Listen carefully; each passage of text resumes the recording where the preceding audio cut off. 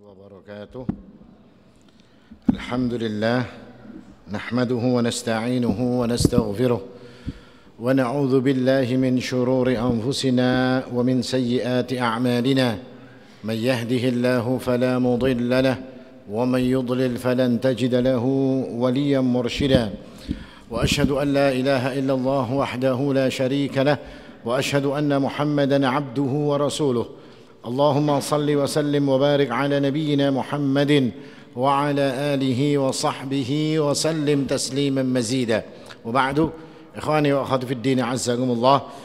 Bapak-bapak, ibu-ibu, saudara-saudari sekalian, jamaah salat maghrib Masjid Rahmah yang dimuliakan oleh Allah Subhanahu wa taala. Alhamdulillah, kembali kita bersyukur kepada Allah Subhanahu wa taala atas karunia Allah, nikmat Allah Subhanahu wa taala sehingga kembali hari ini kita bisa berkumpul di tempat yang mulia ini, dan kita berharap semoga Allah Subhanahu wa taala senantiasa memberikan kebaikan kepada kita, menjadikan kita tetap berada di atas tauhid, di atas akidah Islamiyah, di atas as-sunnah nabawiyah, dan di atas kebaikan-kebaikan yang diinginkan oleh Allah Subhanahu wa taala dan Rasulnya sallallahu alaihi wasallam. Ikhwani wa akhwati fid din, azakumullah. Kajian kita kali ini adalah seperti biasa kajian tafsir juz amma. Di pertemuan yang lalu kita telah selesai membahas surat Al-Bayyinah. Maka mundur sedikit daripada surat Al-Bayyinah adalah kita masuk ke dalam surat Al-Alaq. Surat Al-Alaq artinya segumpal darah, dan surat ini adalah surat Makkiyah. Isinya ada 19 ayat. Artinya surat ini diturunkan oleh Allah Subhanahu wa taala di kota Mekkah. Dan surat Al-Alaq ayat-ayat pertamanya yakni 1 sampai 5 merupakan ayat yang pertama kali diturunkan kepada Rasulullah sallallahu alaihi wasallam melalui perantaraan malaikat Jibril alaihi salam kepada Rasul sallallahu alaihi wasallam pada saat Rasul sallallahu alaihi wasallam berkhalwat di Gua Hira. Ini sebagaimana diriwayatkan oleh Ummul Mukminin Ibunda Aisyah radhiyallahu anha bahwasanya ayat yang pertama kali turun adalah surat Al-Alaq 1 sampai 5. Dan ini juga yang dikatakan oleh sahabat yang mulia Abu Musa Al-Asy'ari radhiyallahu anhu. Akan tetapi lain yang dikatakan oleh sahabat yang mulia Jabir bin Abdullah radhiyallahu anhu. Beliau mengatakan bahwasanya yang pertama kali turun itu adalah surat Al-Muddathir. Jadi ada perbedaan pendapat di kalangan para sahabat antara Aisyah radhiyallahu anha, Abu Musa radhiyallahu anhu, dan juga Jabir radhiyallahu anhu. Mereka berbeda pendapat. Tapi kan ada kisahnya bang, bubuhannya ini berkelahi ya, kalau cuma beda pendapat aja biasa kan. Ummul Mukminin dengan Jabir bin Abdullah radhiyallahu anhu berbeda. Lalu para ulama mengatakan, kok bisa sampai berbeda? Yang satu mengatakan Al-Alaq itu yang pertama kali turun, Jabir bin Abdullah mengatakan yang pertama kali turun surat Al-Muddathir. Dan dua-duanya ada riwayatnya dan sahih riwayatnya. Maka para ulama mengatakan tidak mungkin Al-Quran itu bertentangan. Al-Quran tidak ada pertentangan di dalamnya. Maka kemudian para ulama dengan penelitian mereka, kemudian mereka menyimpulkan, mendudukkan dua perkara yang berbeda ini menjadi sebuah kesimpulan yang bisa diterima oleh semuanya. Apa kata para ulama? Bahwasanya hadis Ummul Mukminin Aisyah radhiyallahu anha yang mengatakan bahwasanya surat yang pertama kali turun adalah Al-Alaq 1 sampai 5 ini adalah untuk menunjukkan bahwasanya Rasulullah sallallahu alaihi wasallam itu diangkat menjadi nabi. 1 sampai 5 daripada Al-Alaq ini untuk menunjukkan nubuwah itu ada pada Rasulullah sallallahu alaihi wasallam. Artinya beliau diangkat menjadi nabi. SK mengangkat menjadi nabi itu dengan surat Al-Alaq 1 sampai 5. Lalu bagaimana dengan riwayat Jabir? Riwayat Jabir kalau dalam surat Al-Muddathir ini menunjukkan bahwasanya perintah pertama kali Rasulullah untuk berdakwah. Kalau Al-Alaq itu SK-nya, ya kan? Kalau Al-Muddathir itu gawiannya. Artinya diangkat menjadi nabi dengan Al-Alaq, diperintahkan untuk berdakwah itu dengan surat Al-Muddathir. Artinya apa? Artinya setelah Nabi sallallahu alaihi wasallam menerima wahyu yang pertama dengan surat Al-Alaq, Beliau sallallahu alaihi wasallam tidak berdakwah, tidak mengajak kaumnya untuk menyembah Allah Subhanahu wa taala, tidak. Artinya beliau cuma kepada keluarga beliau saja, kepada Khadijah istri beliau dan orang-orang dekat beliau saja. Akan tetapi ketika turun surat Al-Muddatsir, ya ayyuhal muddatsir qum fa'anzir, ya kan? Wahai orang yang berselimut, bertutup, berkemul ini tadi, qum fa'anzir, bangkit kamu dan berikan peringatan. Ini perintah untuk berdakwah di jalan Allah Subhanahu wa taala. Maka semua orang bisa menerima akhirnya. Oh, berarti Al-Alaq ini pengangkatan menjadi nabi. Kalau Al-Muddatsir itu adalah perintah untuk pertama kali berdakwah. Makanya Nabi setelah mendapatkan wahyu surat Al-Muddatsir baru Rasul sallallahu alaihi wasallam kemudian mendakwahkan agama ini. Dan surat Al-Alaq ini isinya adalah perintah untuk kita ini disuruh oleh Allah untuk membaca. Apa yang dibaca? Yang dibaca itu yang utama adalah Al-Qur'an. Karena ini bicaranya Al-Qur'an, karena mungkin Al-Qur'an menurunkan ayat perintah untuk membaca terus disuruh membaca yang lain, tidak. Yang pertama kali diperintahkan untuk dibaca adalah Al-Quran. Meskipun boleh ayat maksudnya membaca ini adalah membaca yang lainnya. Membaca perkara-perkara yang lain itu boleh.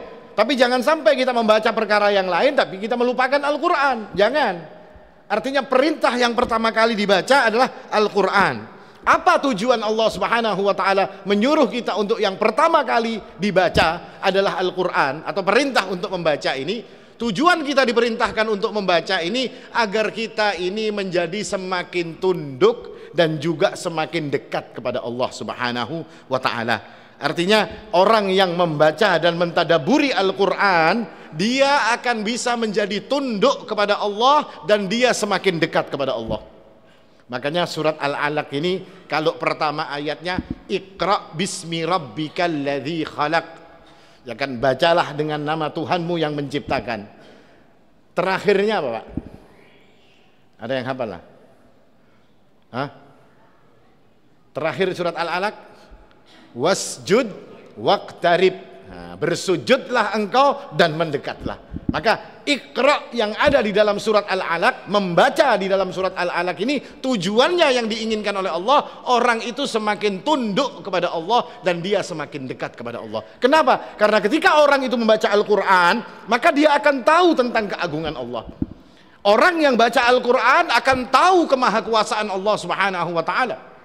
Orang yang membaca Al-Quran akan tahu tentang isyarat-isyarat yang disebutkan oleh Allah Subhanahu wa ta'ala di dalam Al-Quran. Lalu apa kemudian yang muncul kalau dia sudah tahu? Yang muncul adalah khasyah. Yang muncul adalah rasa takut kepada Allah Subhanahu wa ta'ala. Artinya apa, Pak? Artinya ketika orang itu membaca, orang kalau baca akan dapat ilmu. Setelah dia mendapatkan ilmu, apa yang seharusnya dia lakukan dengan ilmunya tersebut akan menjadikan dia semakin tunduk kepada Allah Subhanahu wa taala, dan dengan tunduknya itu tadi akan muncul khasyah, rasa takut kepada Allah Subhanahu wa taala. Dan orang yang bisa melakukan seperti ini dipuji oleh Allah. Apa kata Allah?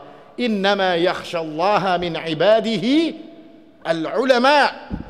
Orang yang takut kepada Allah, hanya saja yang takut kepada Allah Subhanahu wa taala itu siapa? Al-ulama, ulama, orang-orang yang mengerti, orang-orang yang berilmu, itulah yang akan takut kepada Allah Subhanahu wa taala. Ini gambaran umum daripada surat Al-Alaq.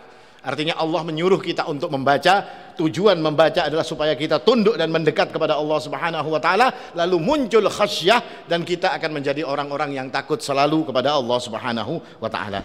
Kita masuk kepada ayat yang pertama. Allah Subhanahu wa taala berfirman, A'udzu billahi minasyaitonir rajim. Bismillahirrahmanirrahim. Iqra bismi rabbikal ladzi khalaq.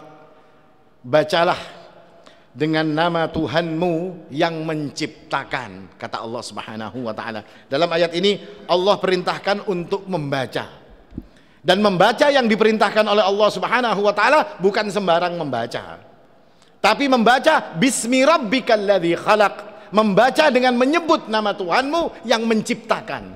Apa yang diciptakan? Semua itu diciptakan oleh Allah. Makanya tidak disebutkan di sini Iqra bismi rabbikal ladzi khalaqaka misalnya. Bacalah dengan nama Tuhanmu yang menciptakanmu. Atau Iqra bismi rabbikal ladzi khalaqas samawati wal arda. Tidak. Tapi Allah menjadikan Iqra bismi rabbikal ladzi khalaq, yang menciptakan. Apa yang diciptakan oleh Allah Subhanahu wa taala? Semua yang ada, al-kaun ini diciptakan oleh Allah Subhanahu wa taala. Artinya bacalah dengan menyebut nama Allah Subhanahu wa taala. Maka artinya apa, Pak? Saat kita membaca, apa tadi tujuan membaca? Untuk mendapatkan ilmu. Maka hukumnya adalah wajib ketika seseorang itu membaca untuk mencari ilmu, itu dikarenakan untuk tujuan mencari ridhonya Allah, untuk menyebut nama Allah, untuk ikhlas karena Allah, mencari ridhonya Allah Subhanahu wa ta'ala. Karena ketika orang melakukan mencari ilmu dengan tidak ada keridhaan Allah, dengan tidak dimulai dengan menyebut nama Allah Subhanahu wa ta'ala, maka ilmunya tidak akan pernah berkah. Mau sampai kapanpun dia menuntut ilmu, tidak ada keberkahan di dalam ilmunya. Misalnya menuntut ilmu untuk apa? Ini mengajarkan, Pak, kepada kita, Pak, mengajarkan bahwasanya kita belajar itu untuk mencari ridhonya Allah. Oh iya Ustadz, saya belajar di pesantren untuk mencari ridhonya Allah. Antum belajar kedokteran harus mencari ridhonya Allah. Antum belajar hukum harus mencari ridhonya Allah Subhanahu wa ta'ala. Kalau tidak mencari ridhonya Allah saat belajar hukum terus jadi pengacara, akhirnya ngawur kayaknya jadi pengacaranya. Ya kan? Saya belajar di akademi militer, Ustadz, untuk mencari ridhonya Allah juala. Iya, semua belajar itu untuk mencari ridhonya Allah Subhanahu wa ta'ala. Karena dengan mencari ridhonya Allah Subhanahu wa ta'ala, tujuan daripada belajar tadi apa, Pak? Wasjud waqtarib, untuk supaya tunduk dan bisa mendekat kepada Allah Subhanahu wa ta'ala. Maka kalau dia nanti jadi hakim, dia tidak akan zalim terima suap, tidak. Kalau dia jadi tentara, dia juga tidak akan zalim kepada orang. Jadi apapun dia akan selalu tunduk dan ingat kepada Allah Subhanahu wa ta'ala. Ini yang disuruh untuk kita mencari ilmu. Semua karena Allah, dengan menyebut nama Allah Subhanahu wa ta'ala di dalam mencari ilmu. Nah, kita ini kadang-kadang dulu salah, Pak.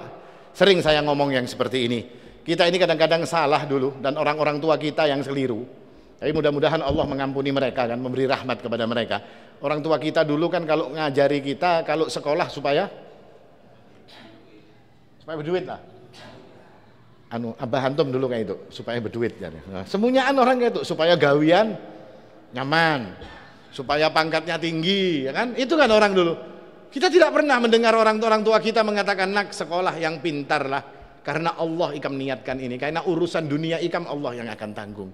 Karena memang betul, Pak, kita mengatakan pada anak kita, sekolah ikam nak, belajar kamu nak, supaya nanti bisa menjadi orang kaya. Tidak perlu kita katakan seperti itu. Kenapa? Karena rizki sudah ditakar oleh Allah. Rizki sudah ada hitungannya dari Allah Subhanahu wa ta'ala. Berapa banyak orang yang kada sekolah duitnya banyak, ya kan? Ada orang, saya punya kenalan, meninggal sudah beliau ini, menulisnya aja kadang-kadang kada kekaruan, ya kan? Sekolah SD-nya kada tamat, tapi anak buahnya S2, kayak Pak. Nah, bosnya kada bisa nulis, anak buahnya S2. Jadi kalau ditakoni, kenapa pian kada bisa menulis? Beulah surat-surat ini bang, ya Pak? Ada anak buah suruh, jadi gaji anak buah suruhnya beulah. Nah, ini orang karena rezeki. Jadi tidak jadi patokan yang namanya sekolah tinggi pasti duitnya banyak, ada. Pasti sukses, tidak. Tapi kalau orang itu belajar karena Allah Subhanahu wa ta'ala, apa yang pasti akan dia dapatkan? Berkah. Karena Rasul SAW sudah mengingatkan kepada kita, kullu amrin dzibalin la yubda'u bihi bismillah fahuwa aqta'. Setiap perkara yang penting, belajar itu penting, mencari ilmu itu penting, ya kan? Semua perkara yang penting bagi kita, la yubda'u bismillah, tidak dimulai dengan bismillah, tidak dikarenakan karena dengan menyebut nama Allah, tidak dikarenakan mencari ridhonya Allah, tidak dikarenakan untuk mencari keikhlasan hanya untuk Allah Subhanahu wa ta'ala, fahuwa aqta', dia akan terputus daripada keberkahan. Yang kita inginkan apa, Pak? Berkah. Apa itu berkah? Ziyadatul khair. Berkah itu tambahan kebaikan. Berkah itu bukan banyak. Berkah itu bukan melimpah ruah, tidak. Berkah itu adalah tambahan kebaikan. Sedikit jumlahnya, tapi kebaikan yang akan bisa dihasilkan dengan yang sedikit itu begitu banyak. Nah, itu yang diinginkan ketika kita ini membaca atau belajar atau apapun yang kita lakukan untuk mencari ridhonya Allah Subhanahu wa ta'ala.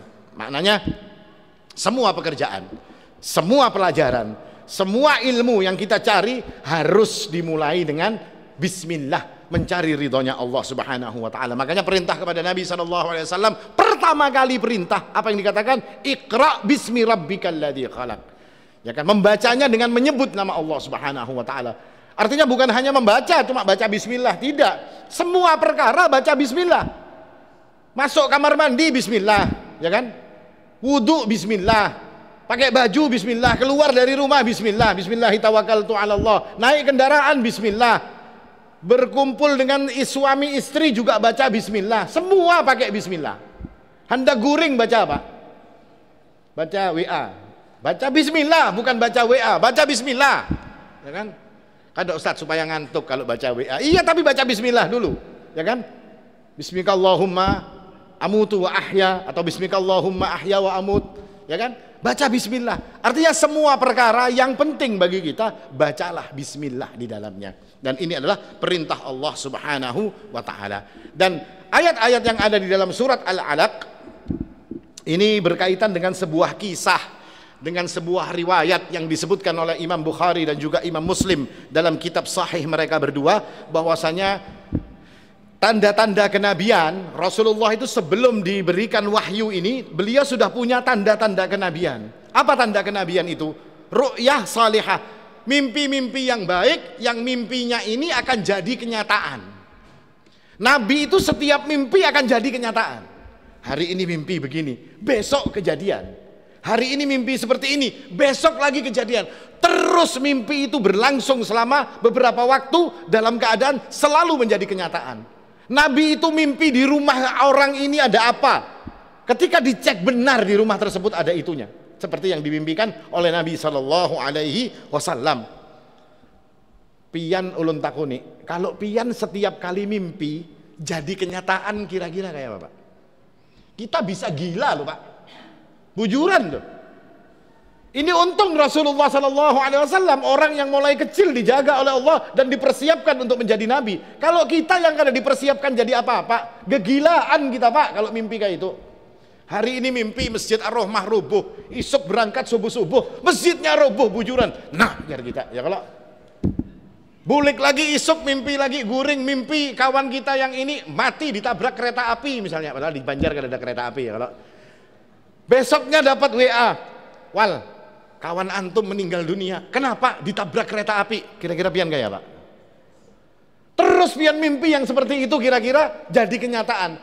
Kan ada lain Pak jawabannya Pak, pasti gegilaan kita ini Pak. Stres kita kalau mendapatkan yang seperti itu.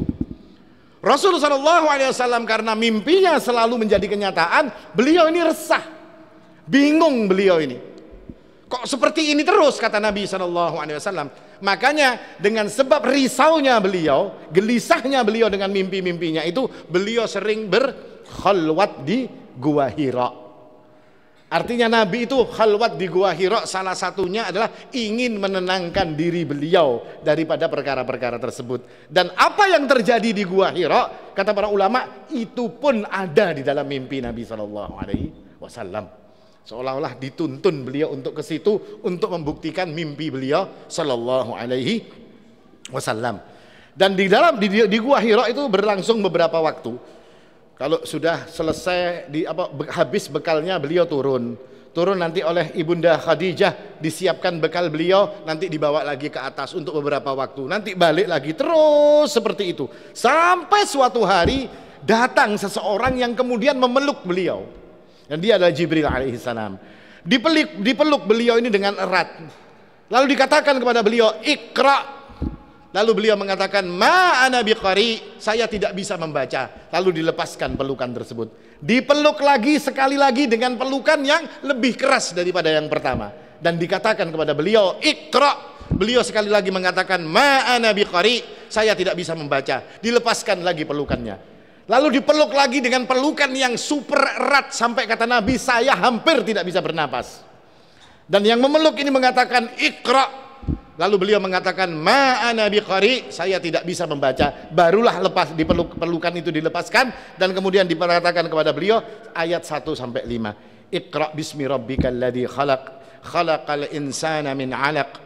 Iqra wa rabbukal akram Alladzi 'allama bil qalam 'allamal insana ma lam ya'lam. Bacalah dengan nama Tuhanmu yang menciptakan manusia dari alaq, dari segumpal darah. Iqra, bacalah, wa rabbukal akram, dan Rabbmu, Tuhanmu yang maha mulia, yang mengajarkan alladzi 'allama bil qalam, yang mengajarkan manusia itu dengan qalam, dengan pena. 'Allamal insana ma lam ya'lam, yang mengajarkan manusia segala sesuatu yang tidak mereka ketahui. Setelah itu pergi Jibril. Rasul telah mendapatkan pengalaman yang seperti ini. Beliau ketakutan, lari turun ke bawah untuk pulang ke rumah. Sampai di rumah, beliau dalam keadaan pucat, menggigil badannya, berkata kepada Ibunda Khadijah, "Zammiluni, zammiluni." Selimuti aku, selimuti aku. Diselimuti oleh Ibunda Khadijah. Setelah diselimuti dan kemudian beliau sudah mulai tenang, baru beliau menceritakan apa yang beliau alami di Gua Hira.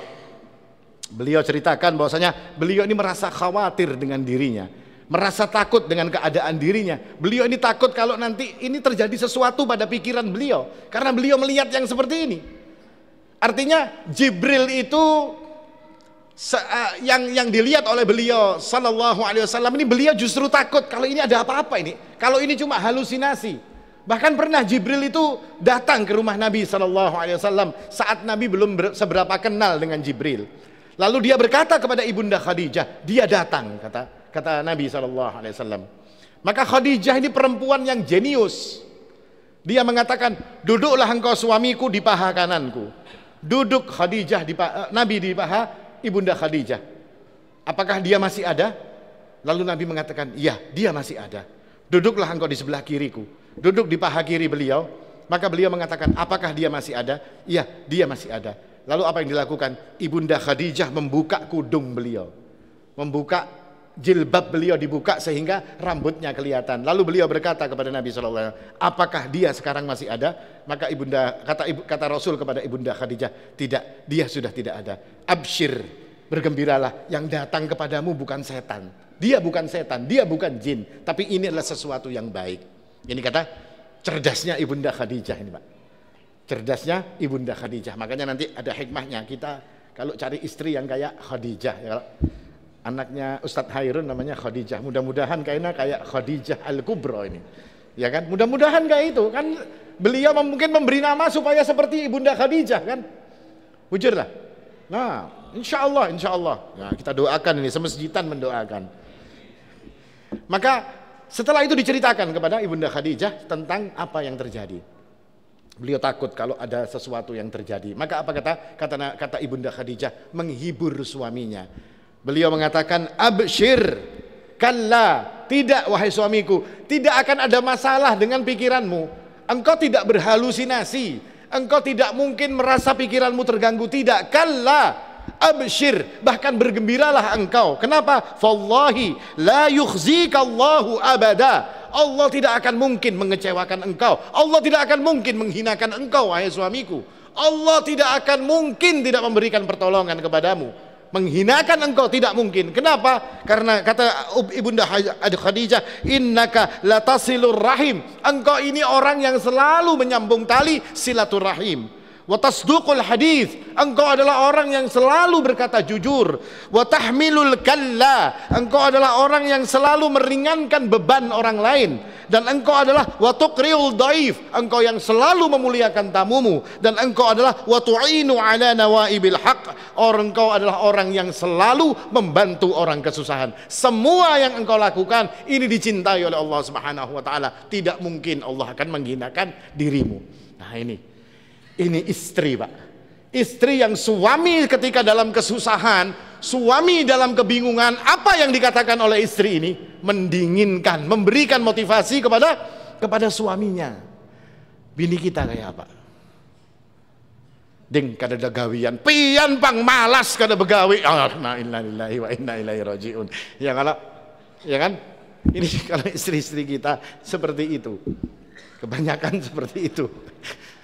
Ya kan, kalau suami kada gagal ini memamai, ya kan? Memamai bininya ini ketujuh Khadijah Al-Kubra, Ibunda Khadijah tidak pernah didinginkan suaminya ini tadi. Tidak cukup sampai di situ saja. Besok dicarikan solusi untuk suaminya ini tadi. Kenapa? Kayak apa solusinya? Dibawa kepada paman beliau. Artinya saudara dari ayahnya Ibunda Khadijah ini bernama Waraqah bin Naufal. Orang yang bertauhid tapi beragama Nasrani. Agamanya Nasrani karena belum ada risalah. Jadi risalah yang ada saat itu yang benar adalah agamanya Nabiullah Isa alaihi salam. Waraqah bin Naufal ini orang yang ahli dalam kitab Injil. Bahkan dia menyalin kitab Injil dari bahasa aslinya dijadikan bahasa Arab. Itu Waraqah bin Naufal. Lalu datang kepada Waraqah dan diceritakan kepada paman beliau ini, seperti ini kejadiannya. Maka kemudian Waraqah bin Naufal mengatakan, hadan namus, itu namanya namus. Malaikat Jibril ini namanya kalau di zaman Bani Israel disebut juga dengan namus. Itu namus alladzi unzila ala Musa. Dia adalah malaikat yang turun kepada Nabiullah Musa. Ya laitani, kata Waraqah bin Naufal, ya kiranya diriku akunu fiha jada'an akunu hayyan hina yukhrijuka qaumuk. Ya laitani, alangkah sungguh kecewanya, maksudnya kalimat-kalimat penyesalan. Kalau seandainya aku hari ini masih dalam keadaan kuat, aku dalam keadaan sehat, dalam keadaan masih hidup, ketika engkau nanti akan dikeluarkan, akan diusir oleh kaummu. Kaget Nabi SAW ketika mendengar engkau akan diusir oleh kaummu. Lalu Nabi mengatakan, amukhrijiyahum, apakah mereka akan mengeluarkanku wahai Waraqah bin Naufal? Iya wahai anak saudaraku, sesungguhnya siapapun yang datang dengan membawa seperti yang engkau bawa, pasti dia akan diusir oleh kaumnya. Tapi jangan khawatir, kata Waraqah bin Naufal, kalau sampai itu terjadi dan aku masih hidup, aku akan jadi pembelamu nomor satu. Aku yang akan membela engkau ini ketika itu terjadi, engkau diusir oleh kaummu. Nah ini yang dikatakan oleh Waraqah bin Naufal. Tapi sayangnya beberapa bulan setelah itu Waraqah bin Naufal ini meninggal dunia. Jadi tidak ada pembelanya Rasulullah Sallallahu Alaihi Wasallam. Nah ini kisah yang berkaitan dengan ayat pertama, dan dari ayat tersebut serta dari kisah yang ada ini kita bisa mengambil hikmah. Para ulama menjelaskan beberapa hikmah. Di antara hikmah-hikmah yang ada adalah bahwasanya yang namanya belajar atau namanya membaca atau cari ilmu, belajar itu harus ditunjang dengan banyak membaca. Orang yang tidak banyak baca itu tidak mungkin ilmunya akan nambah. Kalau ujar istilah hari ini harus banyak piknik, ya. Kalau pikniknya itu maksudnya lain berjalanan, Pak. Piknik ke kitab-kitab, piknik ke membaca buku. Bukan hanya satu buku tok dibaca terus jadi top, enggak. Artinya banyak membaca buku. Ketika orang mencari ilmu harus banyak dirinya itu membaca, harus banyak waktunya diluangkan untuk membaca. Demikian pula Al-Quran sebagai ilmu yang paling mulia. Tidak ada ilmu yang lebih mulia daripada ilmu Al-Quran. Ketika orang ingin mengerti tentang Al-Quran, mentadaburi Al-Quran, bacalah penjelasan-penjelasan tentang Al-Quran. Baca Al-Quran, baca penjelasan ulama seperti apa makna ayat. Baca keterangan-keterangan para ulama seperti apa makna-makna yang terdapat di dalam ayat-ayat Allah Subhanahu wa ta'ala. Dan ini juga berlaku pada ilmu yang lain. Ilmu-ilmu yang lain, mau belajar ekonomi, banyak-banyak belajar buku ekonomi, hukum segala macam. Banyak-banyak belajar untuk membaca supaya ilmu kita itu kuat, ilmunya menjadi kokoh dengan banyak membaca. Ini hikmah yang pertama. Hikmah yang kedua, belajar itu jangan dibayangkan sebagai sebuah proses yang gampang, bukan. Belajar itu susah. Belajar itu repot, belajar itu banyak kesulitan. Banyak orang yang gagal karena tidak tahan dengan kesulitannya. Tapi percayalah, dengan banyaknya kesulitan saat kita belajar, itu ujungnya adalah kebaikan. Dan ahli hikmah mengatakan, di mana dalam kisah tersebut bahwasanya belajar itu penuh dengan kesulitan, ahli hikmah mengatakan dipeluknya Nabi dengan erat sebanyak 3 kali, semakin erat itu untuk menunjukkan bahwasanya diberikannya ilmu kepada beliau itu dengan sesuatu yang berat. Baru beliau mendapatkan ilmu. Tidak ada ilmu santai-santai, ada Pak, ya kan? Belajar terus dengan santai, tidak ada belajar dengan santai. Belajar itu susah. Makanya kata Imam Asy-Syafi'i rahimahullahu taala, tidak akan dapat ilmu kecuali dengan 6 perkara.